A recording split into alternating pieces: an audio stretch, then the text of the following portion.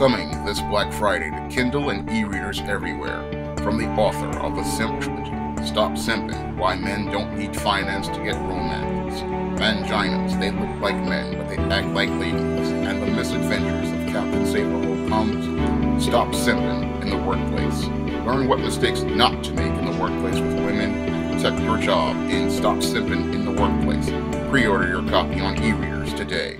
When you look at the demographics for the 2016 presidential election, they tell you a story about black and white. And when you look at the demographics of which candidate most people voted for in the 2016 presidential election, they tell you a story not only about black and white, but about gender and economics. Now, when you look at the demographics of white men and white women, not over 60 or 70% of white men voted for Donald Trump, and 66 to 53% of white women voted for Donald Trump. And the reasons for white men voting for Donald Trump was this. Most white men did not feel they were getting their needs met by the Obama administration, and they did not feel they were being heard by the Obama administration. Now, your white women, on the other hand, their reasons for voting for Donald Trump were a surprise to many people. Most Americans thought that Hillary Clinton would easily win the white female vote. And what made a lot of white women not vote for Hillary Clinton and vote for Donald Trump instead was, again, basic economics. Most white women were understanding that white men were the ones who were meeting their needs. White men were the ones who were providing them with resources such as jobs and money. So most white women wanted to protect their resources. So this is the main reason why most white women went to vote for Donald Trump, in spite of statements he made on the Access Hollywood Hype mic, where he said you could grab a woman by the vagina. Because most American white women understand that everything is about race and economics. And if you are getting most of your economic needs met by a white man and he's providing resources for you, then you have to protect your resources and your opportunity to get resources.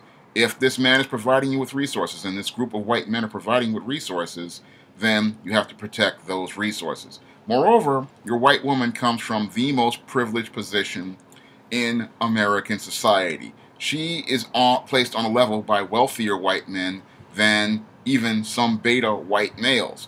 And because the black white woman is placed on a higher level in American society and elevated to a higher level in American society, she had no real incentive to vote for Hillary Clinton, because voting for Hillary Clinton would mean her losing her or risking her high elevated position in American society, because Hillary Clinton and white feminists were promoting the idea of the first woman president to promote the concept of equality.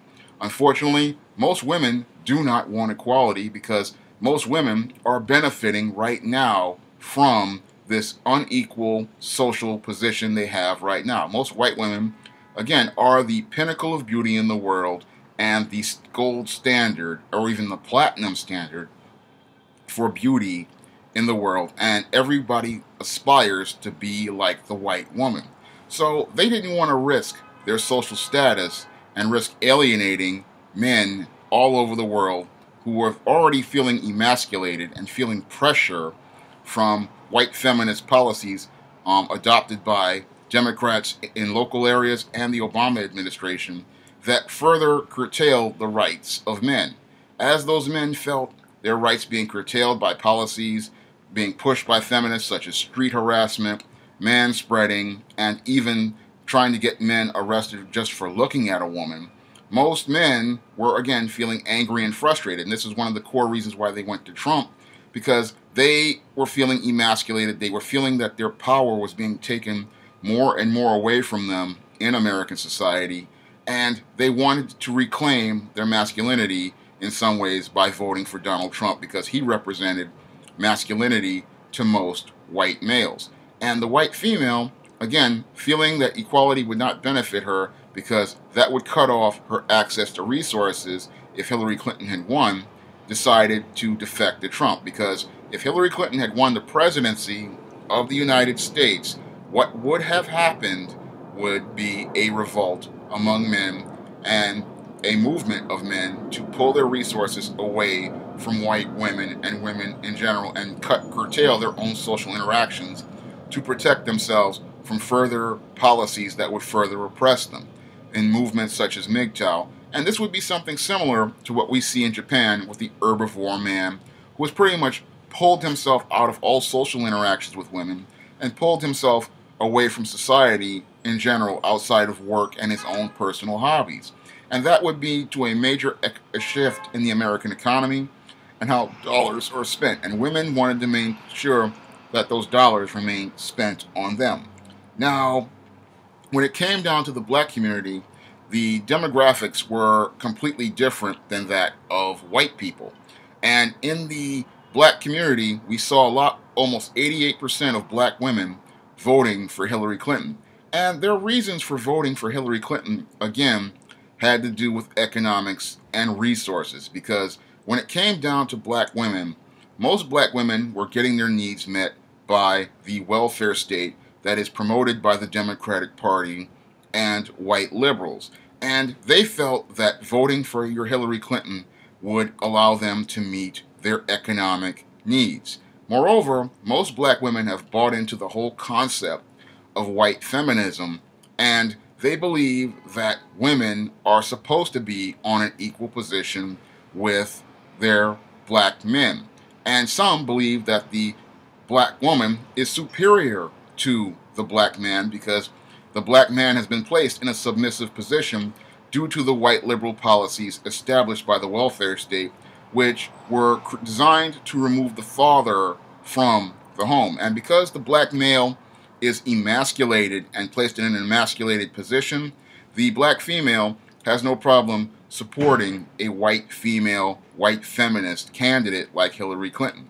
And because they supported that candidate, they were supporting maintaining their economic position and their economic power base. Because, again, your black female pretty much gets her economic needs met by the white liberals' welfare state and the white liberals' policies, which, again, are gynocentric and pretty much benefit the black female. The black female primarily gets her resources from the white liberals' welfare state and its welfare programs such as WIC, welfare benefits, food stamps, Section 8 housing, and even jobs given to the black female through liberal affirmative action programs. So she was looking to protect her resources. Hillary Clinton pretty much was guaranteeing to protect these resources for black females and the white and women in general and white feminists in general. And that's why we saw so many black females going to vote for Hillary Clinton. Now, when it came down to black males, we started to see a little bit of a paradigm shift in the voting practices of black men. And that also has to do with economics and resources. Because when it came down to the Obama administration, yes, many black men were excited to see Barack Obama become the first black male president. Unfortunately, Barack Obama made no efforts to meet the needs of African American men and their struggles in America. Many unemployed black males, such as myself, never saw any sort of help from your Barack Obama, any sort of programs from Barack Obama, with the exception of a minor program like My Brother's Keeper, which absolutely did nothing for black men. And we saw no sort of economic support from your Barack Obama. And many black men were becoming more and more frustrated with Barack Obama because he was not listening to black people or trying to help black people. He said he was America's president, even though he was the first black president. And most black people thought he would go out of his way to meet the needs of black people and deal with problems in communities such as Chicago and many inner city areas. Instead, he pretty much ignored black people and ignored black men, and these problems started to escalate with the death of Trayvon Martin. Now, with the death of Trayvon Martin, many black men thought that Barack Obama would make an effort to try to help black men after he made the statement that Trayvon Martin could have been his son. And they thought that if Trayvon Martin could have been his son, that Barack Obama would direct his Attorney General, Eric Holder at the time, to file federal charges against George Zimmerman, the man who murdered Trayvon Martin. Instead, your Attorney General decided not to file any charges, and your Barack Obama just made a speech after George Zimmerman was acquitted.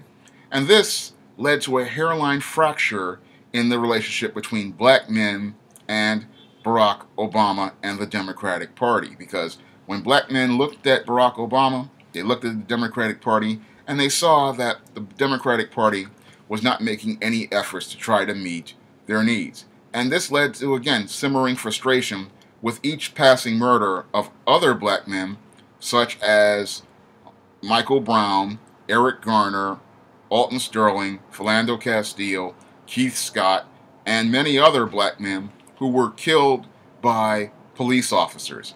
And black men wanted action taken by your Barack Obama, but the only action your Barack Obama took was giving speeches, and the only time he ever did anything, really, was when he gave a song after Dylan Roof wound up murdering a whole host of black people in a church. And the only reason why he came out to sing that Amazing Grace was because a white man had killed black people in a church, and at that time things were escalating to a point. But still, he only did superficial actions. Nobody was prosecuted. Nobody was charged with anything, especially in the case of these police officers killing black men. And most black men felt really betrayed by your Barack Obama and the Democratic Party. And when they listened to Hillary Clinton tell them basically she was going to preserve the legacy of Barack Obama, they pretty much decided enough was enough, because most black men were suffering under the gynocentric policies established by the Democratic Party, policies such as child support, policies such as law enforcement continuing to profile and attack black men, and the escalation of police murdering black men. And they decided enough was enough. If the Democratic Party wouldn't meet its needs, they decided to vote for Donald Trump. And even though Donald Trump talked about stop and frisk being one of the policies he wanted to put in place, even though it was unconstitutional, they decided they would rather take their chances with Donald Trump rather than deal with Hillary Clinton, who was going to give them the same amount of nothing they would have got anyway from the Democratic Party. And most black men were frustrated with the Democratic Party under Barack Obama because, again, they were not getting their needs met. They were not being given equal opportunities to resources. They were not being provided with opportunities that other groups were getting, such as Hispanics, homosexuals, and white and black women. Black men pretty much got nothing from Barack Obama but a song at a church and a couple of lectures telling them that they weren't good enough. And when we look at your Barack Obama, he is the core reason why many of these black men went to vote for Donald Trump instead of Hillary Clinton, because, again, he made no effort over 8 years to meet the needs of African American men, and he expected people to vote for Hillary Clinton even though he did absolutely nothing for them. And that's not how it works in politics. In order to get votes from people, you have to provide them with some sort of resources or some sort of benefits. And black men got absolutely nothing from Barack Obama but lip service and ignored. So that large group of majority of black men who walked away, they were frustrated because they saw they were not getting their needs met. They saw their rights being curtailed. They saw themselves becoming further and further oppressed. And they saw that the definition of insanity is doing the exact same thing and expecting a different result. So those were the reasons why they went to vote for Donald Trump. Now, this pretty much breaks a pattern that your Lyndon Baines Johnson said that he was trying to implement socially with black people as it related to the Democratic Party. Now, he said that he would have N-words voting for Democrats for 200 years. However, all it took was 8 years of Barack Obama to start getting black men to start thinking about voting for another candidate. And that's because your Democrats pretty much took black people for granted. Unfortunately, most black women don't see how they're being taken for granted, but some black men are starting to wake up and see that the Democratic Party didn't have their best interests at heart and was not looking to meet their needs. Yes, we don't know what Trump is going to do, but when I look at this picture, of demographics, it shows me that all it takes is that people have had enough, and black people, especially black men, have had enough of the Democratic Party and liberal policies that pretty much curtail people's rights and prevent people from being able to take care of themselves, and policies that pretty much do not benefit people, like the Affordable Care Act. And they've just had enough of the Democratic Party overall. And this is why these Americans voted the way they wanted to vote, because they just did not see the Democratic Party meeting their needs. That's all I have to say for this video. You can comment, rate, and subscribe.